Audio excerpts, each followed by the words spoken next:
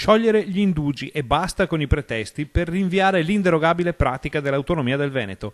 L'invito, chiaramente diretto agli alleati di governo, arriva dal ministro Erika Stefani, a margine dell'ennesimo Consiglio dei Ministri, nel cui ordine del giorno avrebbe dovuto campeggiare a chiare lettere la richiesta fatta al governo da 2.400.000 veneti.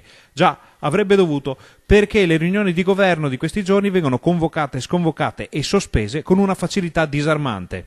L'autonomia è nel contratto di governo, è uno degli impegni che ci siamo assunti reciprocamente nei confronti anche dei cittadini. L'autonomia è veramente una grandissima occasione, un'occasione che non dobbiamo assolutamente sprecare o buttare via in rimpalli, in ritardi, richieste strane di approfondimento come viene fatto al Movimento 5 Stelle.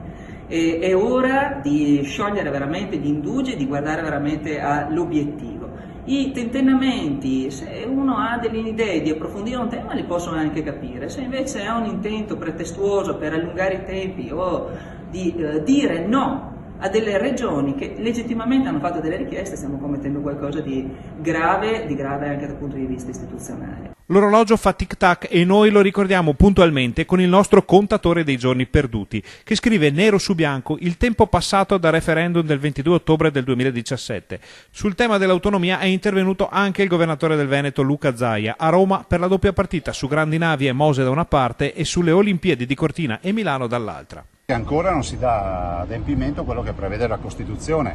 La Costituzione dice che l'autonomia si concretizza con la firma dell'intesa tra il governo e la regione, sottolineo il singolare, la regione. Quindi noi siamo in attesa di una bozza di proposta del governo. La nostra bozza c'è già da ottobre 2018. La verità è che l'autonomia è rispettosa della Costituzione, non crea paesi di serie A e di serie B, c'è già un paese di serie A e di serie B. Di Maio dovrebbe ad esempio preoccuparsi del fatto che in presenza di una delega che è quella della sanità, in alcune regioni i cittadini sono costretti a farsi le valigie per andare a curarsi fuori regione e non è colpa dell'autonomia del Veneto che non ce l'ha o della Lombardia. Si occupi Di Maio della mala gestione e non di queste cose. La nostra non è secessione dei ricchi e non è neanche la volontà di mettere in difficoltà qualcuno. Il carico da 11 lo mette comunque il vice premier Matteo Salvini nel corso di una diretta Facebook dal Viminale. Sull'autonomia lasciamo perdere, ormai mi sembra che i 5 Stelle abbiano detto chiaramente che i referendum di Lombardia e Veneti, ma anche l'interesse di tanti cittadini del Sud che vogliono una politica sana, non quella che stiamo vedendo in queste ore degli arresti in Calabria, degli arresti in Sicilia.